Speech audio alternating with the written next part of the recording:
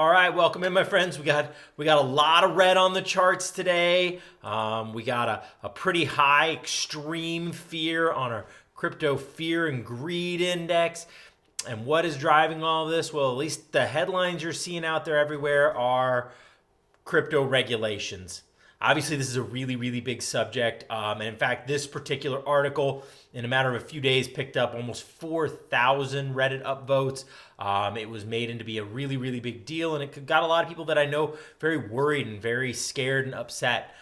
So I want to kind of look through it. I want to look through what this person assessed to be the regulations that were coming down the pipe, whether those really look like what we're going to expect, and look at the full spectrum of what this crypto regulation means, both from a negative and from a positive perspective. All right, do me a favor. Tap the like button down below. That's going to make sure more people get to watch this video, which is going to give me more incentive to keep improving this content. Actually, I'm going to keep improving it anyways because that's just my style. But it helps me out. It helps get it out to more people. And do hit the subscribe below as well because as things come and get updated, if the bill gets closer, if it passes committee, things like that, I'm going to go ahead and update it. I'm going to do new videos to keep this stuff current. So if this is something that you want to stay on the cutting edge of, by all means, hitting the subscribe is going to be a great way to do that. All right, guys, let's get started.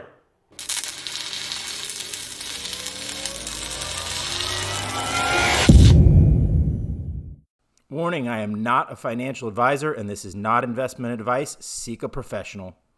Hey, guess what? It's almost time for the Blocto sale. That's right. If you don't know, Blocto is a token out there that I'm really excited about. I did a bounty airdrop for them not too long ago and received $200 worth of free Blocto tokens. But on top of that, I also got to buy in before their public sale, when everybody gets a chance to buy in. Me and everybody else who participated had a chance to buy in early, get early round pricing, and get in ahead of everybody else when the token goes. So keep an eye on Blocto. If you think that this looks like something you wish you'd participated in, then go to getmyfreecrypto.com. That's where I have a bounty airdrop masterclass that's going to teach you how to pick good airdrops, how to find them, how to safely do them so that you can get a chance to get in on some of these early release tokens before they get out to everybody. All right, once again, getmyfreecrypto.com. Normally it's a $97 airdrop masterclass. It is free right now, so jump on this while it's still available. All right, so as I said, crypto regulation on a lot of people's minds. This is a big subject. This is an important subject, and it's coming. I think that's the main thing that people are worried about is it's being talked about often enough that it's coming. It's going to happen, and it's going to happen sometime in the near future. As far as what this particular person, this Medium article, designating Bitcoin and Ether as commodities and regulating their transactions, he believes that they are going to create legal uncertainty by labeling other projects as securities, banning the use of all stable coins except, giving authority to the U.S. government to make their own stable coin, redefining legal tender and the way that it's done, and rebranding smart contracts. So a lot of really, really big things. And basically all of this stuff that he and so many other people are worried about is coming out of a specific bill. And it was this one right here, introduced by Beyer, and it was introduced, a couple months back. This has been out for a while, so this isn't new news. There's not something that's changed in this bill in particular. Right now, it hasn't even gone to committee. It's just something that's been introduced. But yes, it does say a lot of those things. It does say that it kind of takes every potential spot where crypto has a weakness in the eyes of government, in the eyes of some of the big Wall Street firms, and tries to take a shot at them from a different approach on each and every one of them. Like I said, stable coins and how you define the different investment vehicles and all of those different pieces of it.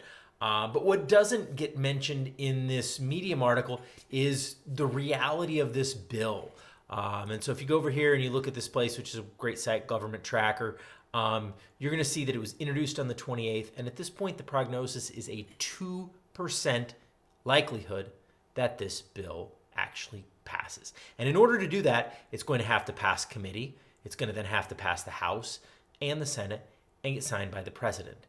And if you're familiar with most of our laws, they change dramatically from introduction to committee to House to Senate. Each of these steps, everybody goes in and tweaks it and pushes and pulls and tacks on other things. And oftentimes bills die and they come back again 6 months, a year later. So, the likelihood that all those things that this giant boogeyman he kind of painted is really going to come true is pretty low. But what we do need to know is that the likelihood of crypto regulation is actually quite high, on the other hand. I mean, you can see some of the other headlines going here. Coinbase ditching crypto lending programs after receiving an SEC threat. Yes, crypto lending is going to be, something that the SEC is going to get involved in. They're not going to let it just keep going without any sort of oversight. Binance, possible insider trading.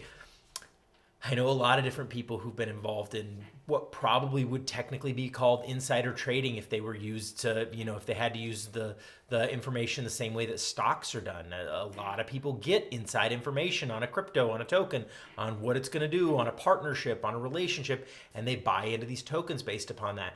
In the future, that's probably going to be looked at as insider trading. This is a likely step as we start to sort of legitimize, if you want to call it that, these tokens.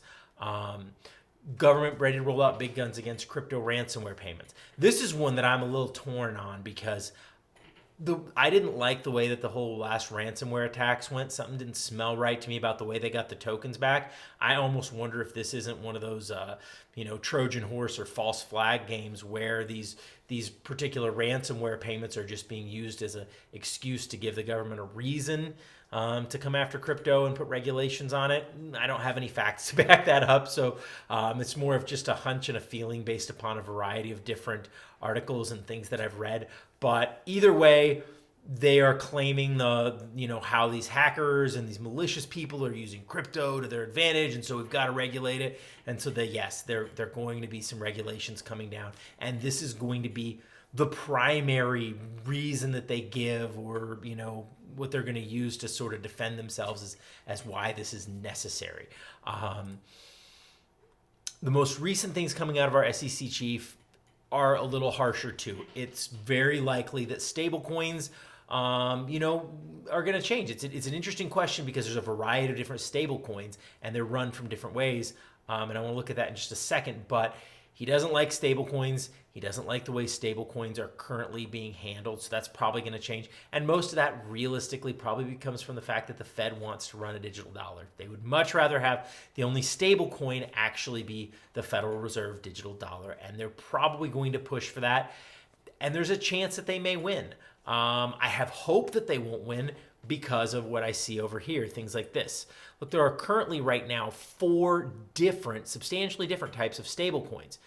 You've got reserve-based coins based on US dollar or that are supposed to be backed by US dollars. These are the ones that he's calling poker chips because a lot of the time they aren't really backed by just dollars. They're backed by other crypto assets, and that's a little more shaky.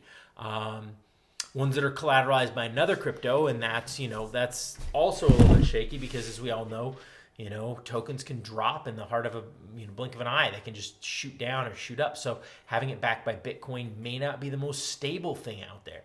Backed by a commodity like gold, that's another common one. A little more stable because the price of gold doesn't usually fluctuate dramatically, but it's a tricky one to make a whole lot of money in because gold hasn't done great as an asset. Silver hasn't done great as an asset. So you're backing it with something that doesn't really go up. There's not a lot of incentive when you're running a token that way. You want to run the token to make money, or modify by a smart contract or algorithm. Another new step where I don't fully understand this one, and I'm trying to learn more about it. But you're using mathematics just like you did when you created the blockchain, but to manage and balance a stablecoin. I don't know that any one of these stable coins is going to work outside of the boundaries of what the laws are going to state. But they give me hope because people keep coming up with new and creative ways to make stable coins. And as long as we can do that, I think we can kind of outthink the regulations. I think we can come up with, something that doesn't fall into the definition of a stable coin based upon, what the U.S. government says, but just so happens to always be right near a dollar. So it acts like a stable coin. And I think we're going to figure out some things like that. I think the people in crypto are pretty creative. And on top of this, all this crypto regulation, if some of it starts coming through, it could mean a floodgate of money from the institutions. Institutional investors are continuously scared. Like I read, where Mr. Wonderful from Shark Tank always talks about it. He can't wait to go full bore on crypto, but he can't do it while it's still in a gray area because guys like him, they can't afford to end up on the wrong side of these sort of things. So as soon as it stops being gray and it's black and white, and the federal government has said, here is what Bitcoin is, here is what Ethereum is, of course it's going to create a whole bunch of headaches, but it's also going to open up a floodgate of money. And oftentimes money can create a lot of solutions. So in the end of the day, I am very hopeful that this crypto regulation is actually going to work out to our favor. I think right now is a great buying opportunity. I think it's a chance to buy tokens when they're on the cheap, and that's great because I think in the long term, this is not going to kill crypto. This is not going to hurt crypto. This is going to only help and build it up and make it stronger. All right, leave me some comments below. Let me know what you guys think. If you think I'm crazy with my ransomware theory, if you think that there's good things, bad things about the crypto regulation, let me know what you think about it. And do hit that like, do hit that subscribe so I can share with you more new information and share these videos with everybody out there. All right, appreciate it, guys. Aloha.